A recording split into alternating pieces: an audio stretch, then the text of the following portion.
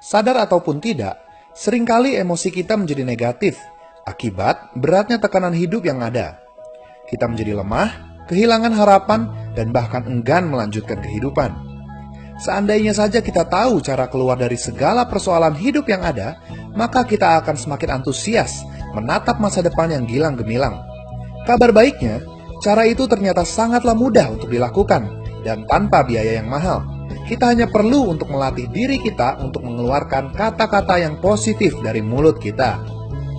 Hindari setiap umpatan, omelan, kekesalan, atau kemarahan, dan biasakan mulut kita untuk selalu bersyukur dan mengatakan, hari ini selalu ada harapan, Tuhan itu ada, Tuhan masih terus bekerja membuat segala sesuatunya menjadi indah. Memang masalah tidak akan hilang dalam semalam, seinstan yang kita kira, tetapi hal itu perlu dilakukan dengan ketekunan. Semakin sering kita memperkatakan hal yang positif, secara sendirinya emosi kita akan menjadi positif. Latihan ini haruslah kita lakukan setiap hari menjadi gaya hidup. Terlebih saat kita mengalami kejadian yang buruk atau pikiran kita sedang kacau. Setiap perkataan positif yang kita ucapkan akan menertibkan pikiran kita untuk kembali memikirkan hal-hal yang positif.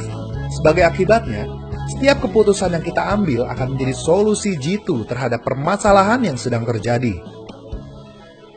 Pernahkah kamu melihat seorang pianis bermain piano dengan mata tertutup atau seorang petenis yang dapat memukul bola yang sangat cepat? Hal itu disebabkan karena pikiran manusia dapat dilatih, memunculkan gaya refleks. Semakin sering kita bertekun, memperkatakan dan memikirkan hal-hal yang positif, refleks dalam hidup kita akan selalu positif.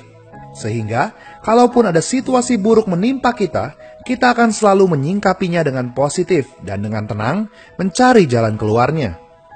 Percayalah, kenestapaan dan beratnya tekanan hidup yang ada diizinkan oleh Tuhan agar kita menjadi pribadi yang jauh lebih kuat dan tentunya dapat menjadi inspirasi bagi banyak orang.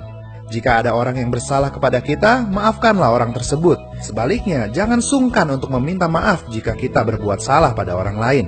Dengan cara itu, kita dapat menjaga atmosfer hidup kita tetap positif dan bersuka cita. Suatu saat, kita akan heran sendiri melihat bagaimana Tuhan membuat segala sesuatu dalam hidup kita berakhir dengan happy ending. Jika kita belum happy, artinya belum ending. Dan jika belum ending, artinya Tuhan masih terus bekerja. Jadi, Sobat Indonesiawan, teruslah berharap dan jangan jemu-jemu memperkatakan dan memikirkan hal-hal yang positif. Awali setiap hari dengan doa, lewati setiap jam dengan ucapan syukur, dan akhirilah setiap hari dengan hati yang tenang.